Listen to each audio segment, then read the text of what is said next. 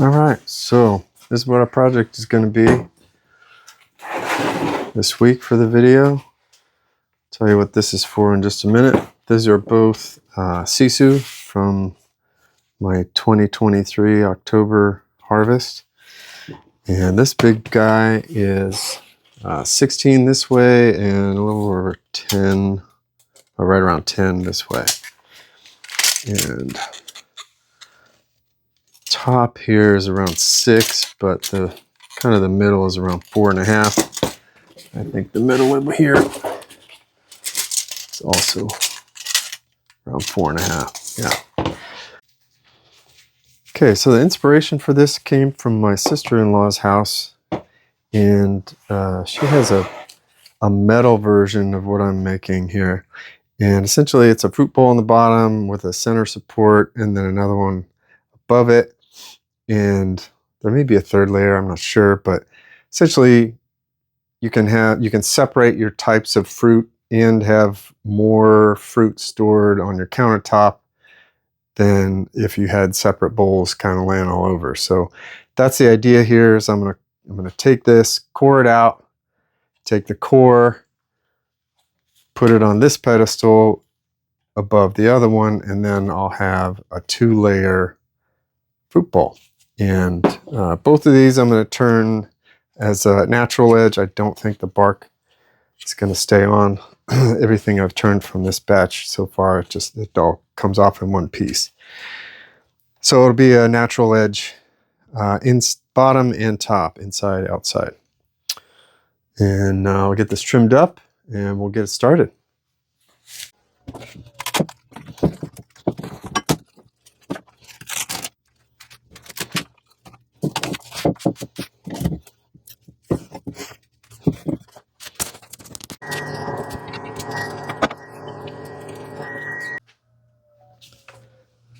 All right, so it is approximately centered, but as always, I want to try and get kind of the heartwood and the top of the wing to be lined up. So the top, yeah, this is going to be a little different because it's not just round here, so it's going to be kind of an organic shape. So I think I'm going to focus more on getting the heartwood to be lined up. So that's too far over that way.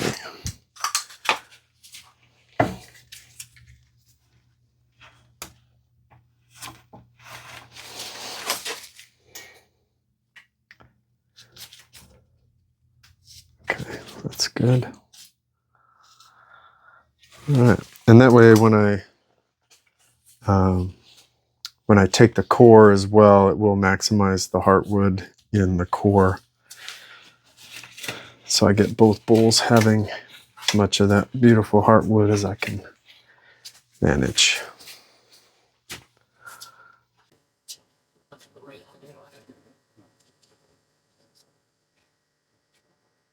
Okay, ready to go. Everything's all tightened up, running at 684 RPM. It's a little bit of vibration, but I don't have variable speed, so I'm just going to go with it. I'm using my Carter & Son 3/4 inch wood beater because this stuff is really hard and it's pretty heavy, so we're going to go with that. You might have noticed that the look and feel of this video is a little bit different than my normal ones, and that's because my normal editing software has some kind of a glitch where some of the functionality just quit. So I had to get a whole new design suite and get up to speed on it, and so some things may not be perfectly polished because I'm still learning this new software, but in particular the audio has been giving me some issues, so hopefully it's not too distracting. Sorry about that.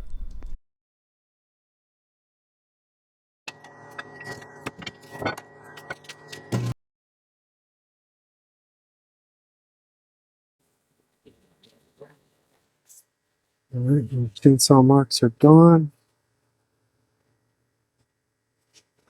Just about past the pith. This I've learned from working with this stuff that you get this really colorful bands of color out here. And then in the middle here near the pith, you get this more of a light tan grayish wood. That's the juvenile wood that was laid down when the tree was really young.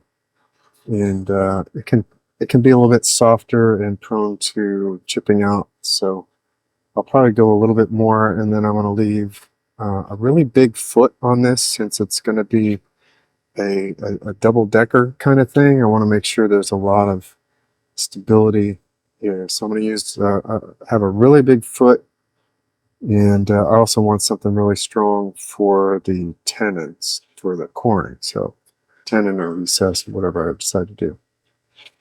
So we're getting there.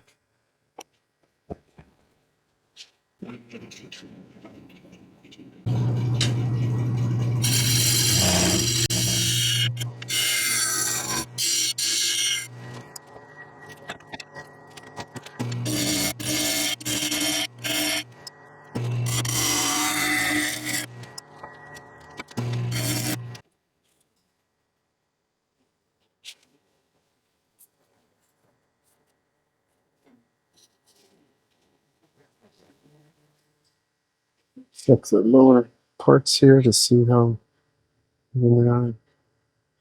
Pretty darn close. From about 1/8 of an inch. The heartwood is also within about 1/8 of an inch. Wings in the middle are pretty much dead on, even though this one sticks up a little higher and this one sticks up a little higher. So it's my 5/8 bowl gouge and clean everything up a little bit and make something here for my chuck to hold on to. I'm gonna get that sharpened up and ready to go.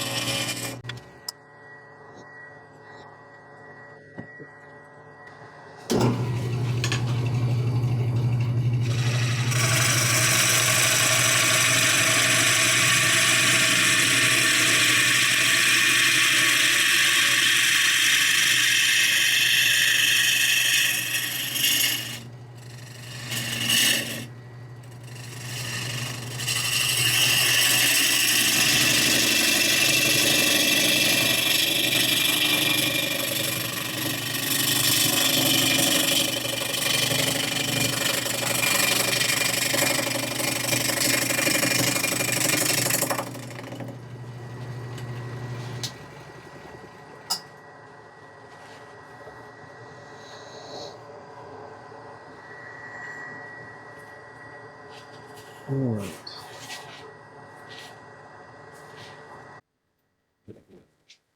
It's been pretty good. I'm happy with that. I'm gonna chip that down top, but it'll sand off. I don't have any bark anyway, so I'm gonna have to smooth that out a little bit. Yeah, it does look a little chunky with this big foot, but again, it's going to be really tall, so I want to have a lot of stability there. Be happy with how the heartwood's coming out. I'll do some shear scraping and maybe some negative rake scraper. And then everything cleaned up and ready to go.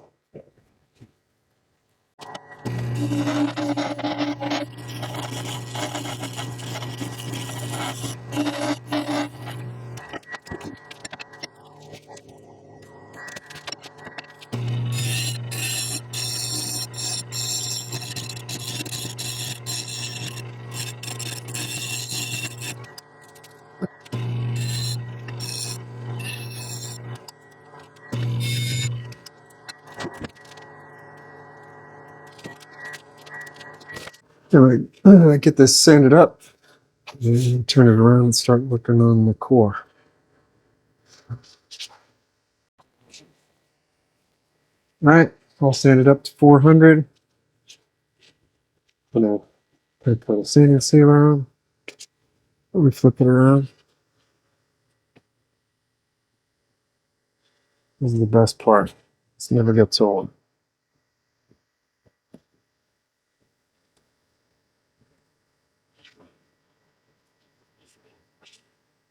That color.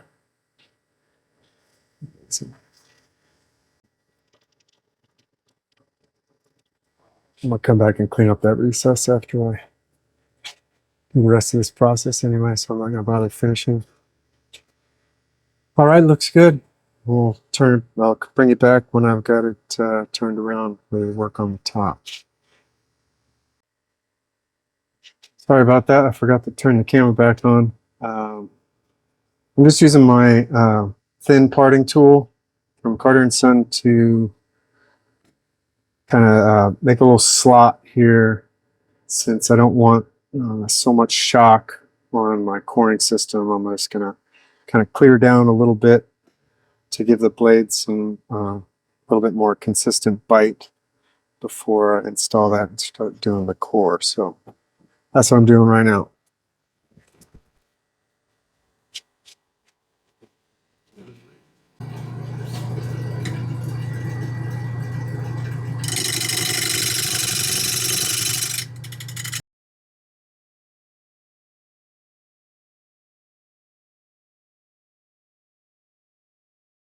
I'll get set up and get the coring jig rolling here. Bring it back in a minute. Here we go. Hopefully this works. I had to kind of move the whole thing back a little bit because of this high spot here. So I will still be cutting quite a bit of air to start. So hopefully it doesn't blow up or fly off. Fingers crossed.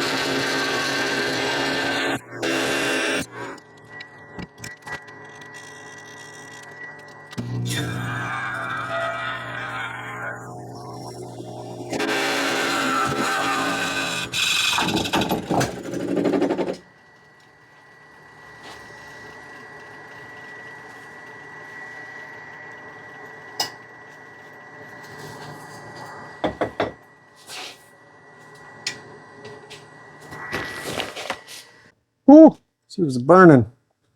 And I realized I forgot to cut the tenon on here. Oh well, I still have my center. I can put that on there, no big deal. Core came out nice.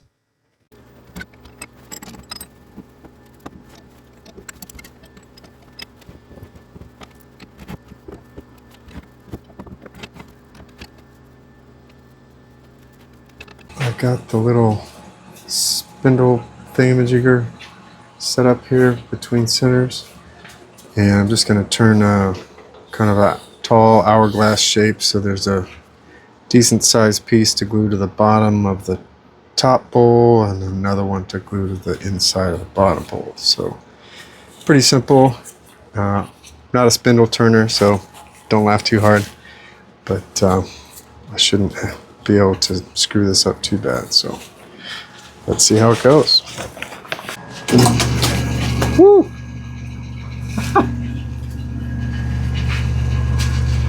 Okay.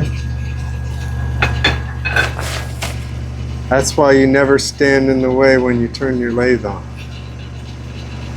Give me a little clucker factor there for sure.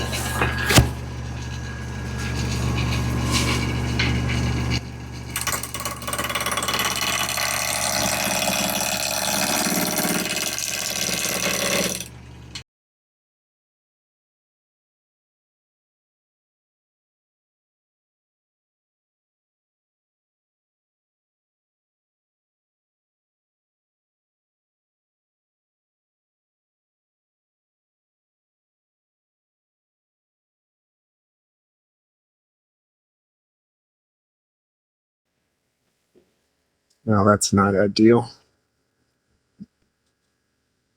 That's unfortunate. Hope that doesn't go too deep. Wrong. Yikes. Now I'm gonna switch to a bowl gouge. Keep it in these knots.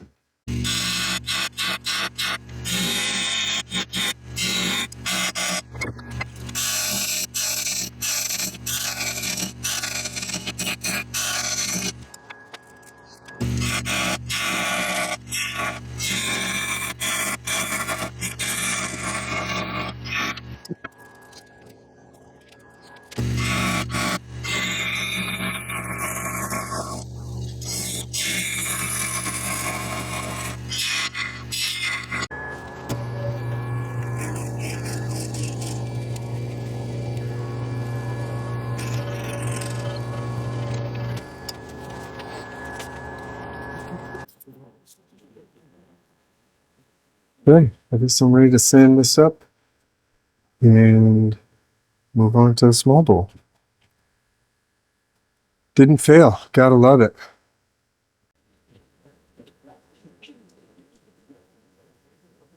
Okay, sand it up to 400.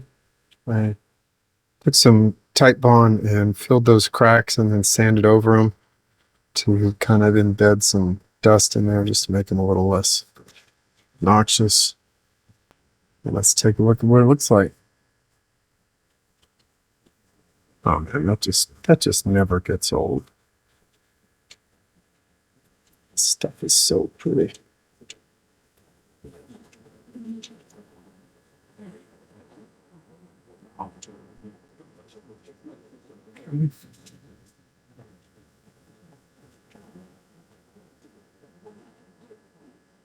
All right, I got a couple of coats on that, and then turn the small bowl. You got the small bowl mounted up there. I turned a small tenon here off camera. So I'm going to swap it around and then turn a tenon on the inside so I can grip it and then try and get this recess as perfect as I can to fit this tenon so I can glue that in.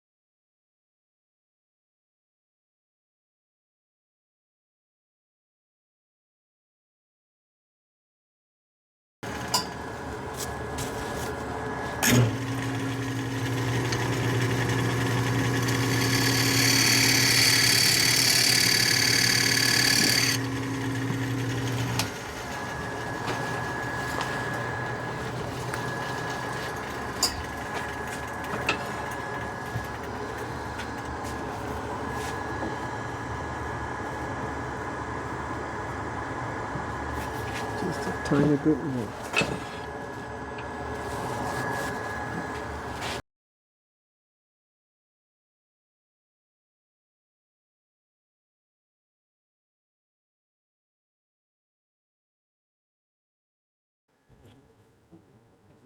Oh, there we go. Woohoo! Perfect. Nice fit. Just enough for some glue. And just going to clean up this outside a little bit and then sand it up and we'll be ready to do the inside. Okay, since this is not going to be a traditional bowl that's going to sit on a table, it doesn't really need a foot. So what I've done is marked the outer edge of the pedestal here. I'm going to kind of turn down close to that. Not going to try and get it perfect because I'm not going to be able to like assemble the whole thing. I'm just going to get close and call it a day. This is complicated enough.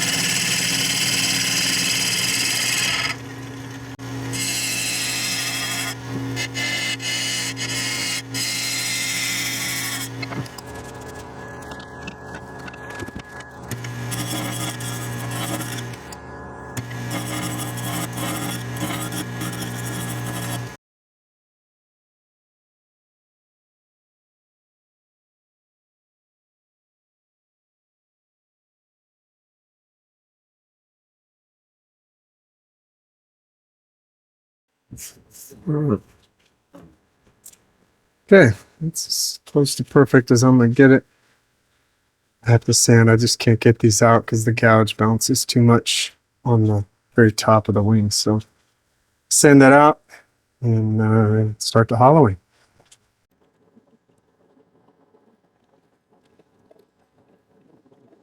All ready to get this hollowed out. This should go pretty quick. A small bowl, and I'm just trying to keep the wall thickness even, not super thin because it's going to be a utility kind of piece. But yeah, we should be in good shape here. Let's get rolling.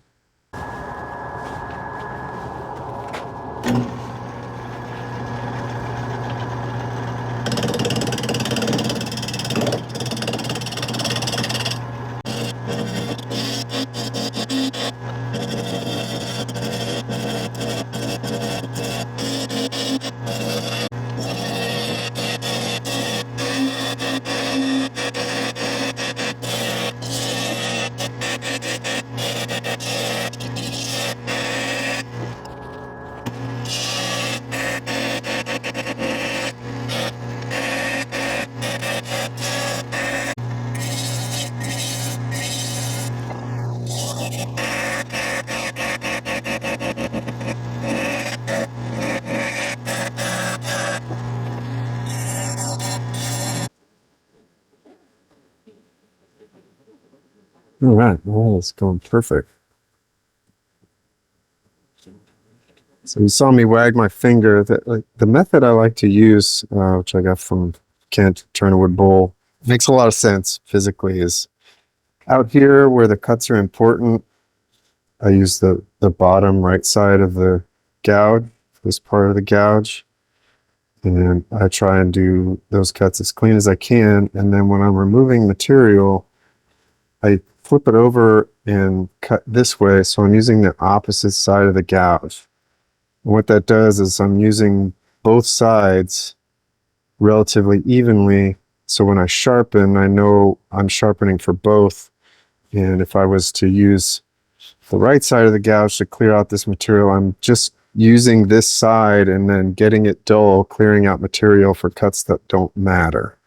So that's why I like to do that, is cut here for the cuts that really mattered. I want to have accurate and sharp, and then use the other side to clear out material, so I can keep the good side as sharp as I can for as long as I can. And I still have quite a ways to go.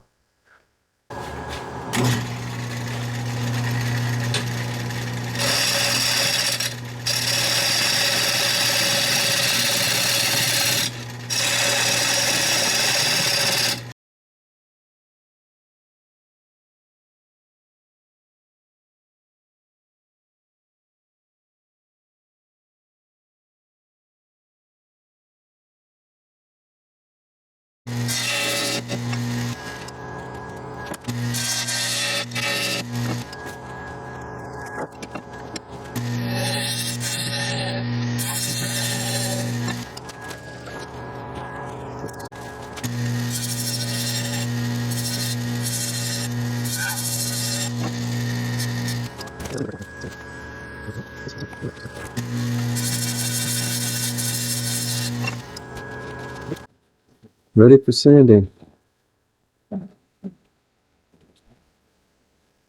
not going to make you watch the sanding. It takes forever. I'll bring it back when I get some finish on. Okay, back to the big bowl. I discovered when I picked this up to remount it that the recess I have in the back here was cracked. So I don't know if that happened when it's coring or coring and drying or whatever, but I'm gonna have to return the bottom to get rid of that crack. And so what I'm gonna do is put a recess in here that's smaller than the base of my pedestal and that my small jaws can grab. And then turn the back, fix the back part or the bottom part, flip it back around, and then get this nub to be exactly 1/2 inch to fit inside the pedestal mortise. So I have to do this really carefully because these small jaws on the big bowl, I'm going to have to really be super careful. And I want to get this peg here to be as close as possible to an exact fit. And I only have about 3/4 of an inch of material, which is a lot by design, but I wanted to leave that for weight. So it's going to be a delicate operation. Hopefully it goes well. We'll see.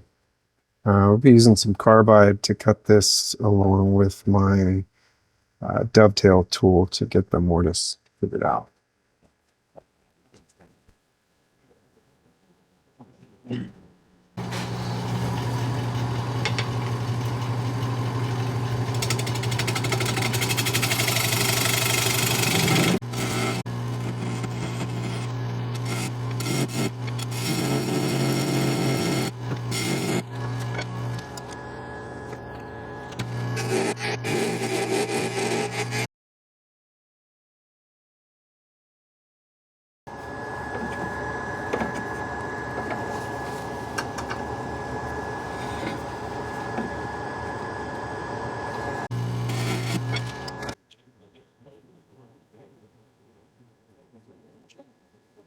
Hey, perfect.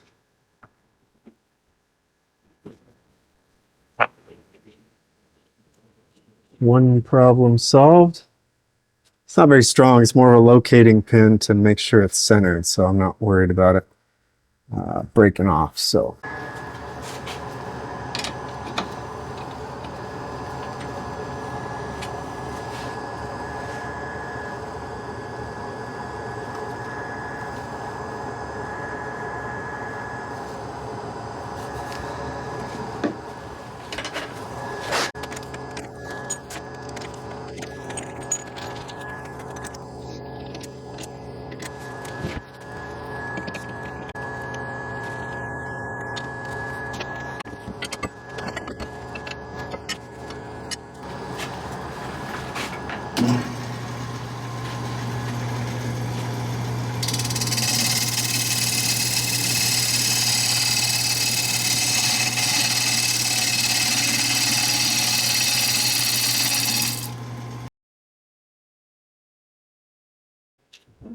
aye.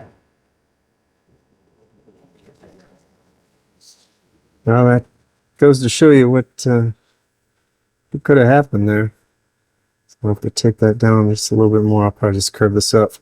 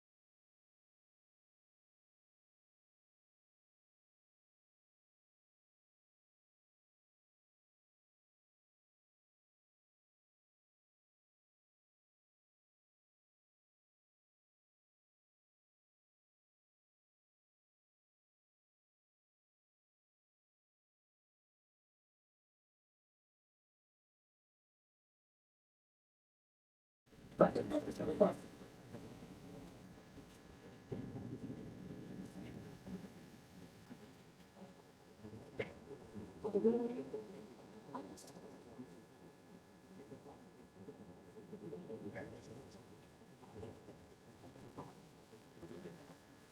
thing I left plenty of material on the bottom because I had to take quite a bit away to get rid of that chip out here in that fragile wood that I was talking about earlier.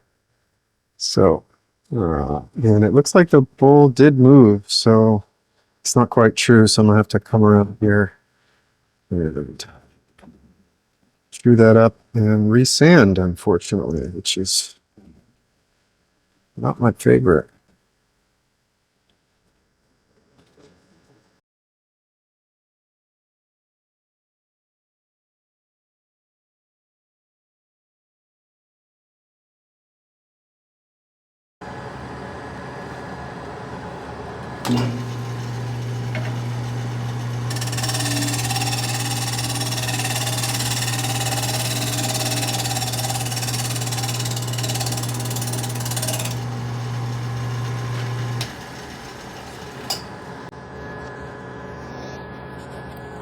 Okay, now for 4 billion more years of sanding to fix all that. And then I'll turn it around and finish the inside again.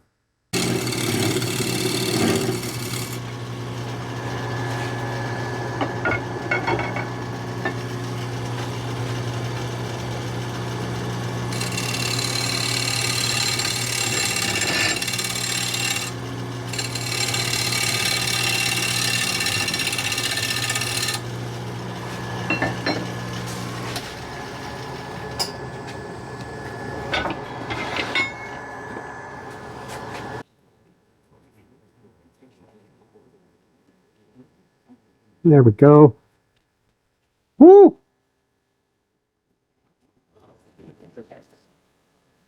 All right, time for some lunch, then I'll finish sanding, because I'm tired. Okay, everything's all sanded up, inside and out. Get some finish on here, and put it together. I'm going to keep the finish shellac away from this area here, because I want the glue to stick.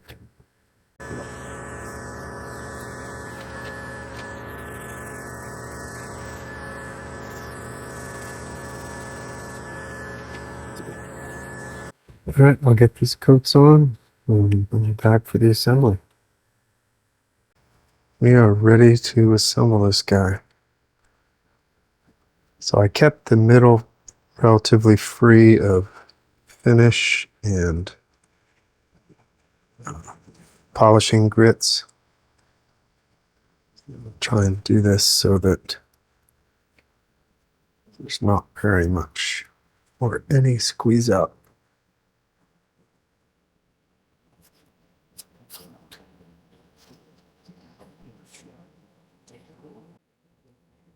Trying to get the grain to run the same way as it is in the bottom of the bowl.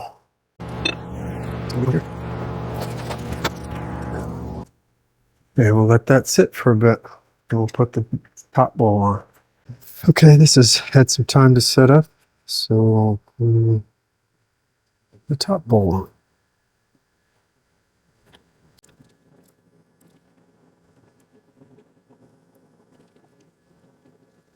So this has the little dip right here. And since this is the core, I'm going to match up the little dip on the top bowl.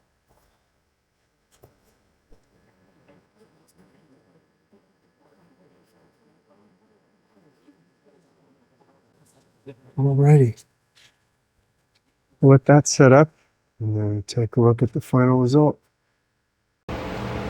Well, while that's drying, I thought I'd give you guys a little tour of my shop and talk about why I decided to take Enjoy Wood up on their offer to look at this table. So, see, obviously I'm using it here to do this glue up, but any bench would do. But I'm in one bay of a 3-car garage, so that's kind of a mess in progress. I can't do anything over there. That's basically storage. Got a whole closet full of logs there. It's overflowing.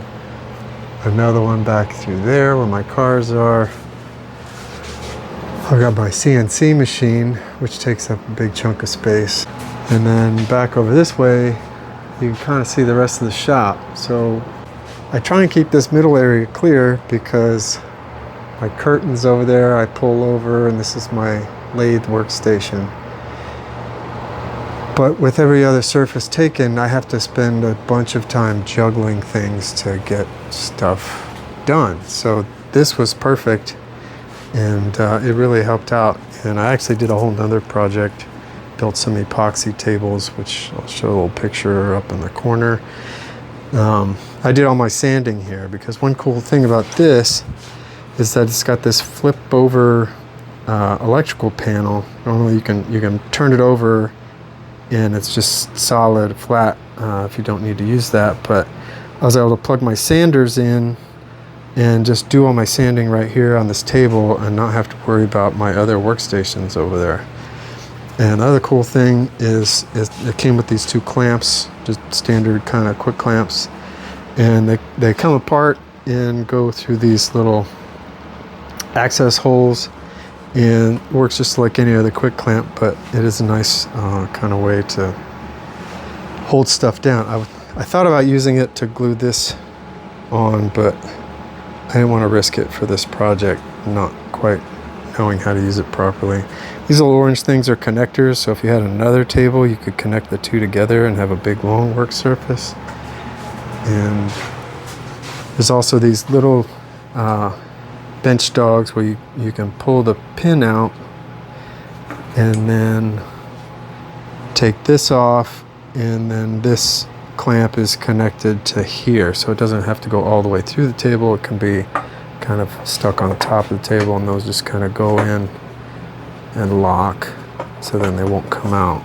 The whole table collapses really nicely. So you saw at the beginning of the video where I pulled it out and set it up in like 3 seconds. It goes down just as easily, and I'm going to store it right over there next to my lathe out of the way. And it takes up minimal floor space, so super nice, fits a need that I have. And if you're in a teeny tiny workshop like mine where you're constantly having to things around to get anything done, it's really handy. So there's a link in the description for the table itself and a coupon code. You get a discount for that. So they did send me the table for free, I'll tell you that. I took them up on it, but they're not paying me for this review. There's a few things I would change to make the table a little bit better. I think I would like to have some, if I'm only using one plug, I'd like to have some covers for the other plugs so they don't get dust in them. I think that would be kind of nice. And also if there was a storage location for these clamps, that when I have the table put away, I have the clamps like stuck in with the table. Maybe there is one, I just haven't figured it out yet. But so there's a couple of things I would change, but overall it was a really handy piece of equipment, and I'm happy to have it. Anyway, we'll get this bowl all dried up. I'll bring it inside and I'll show you what it looks like with some good lighting.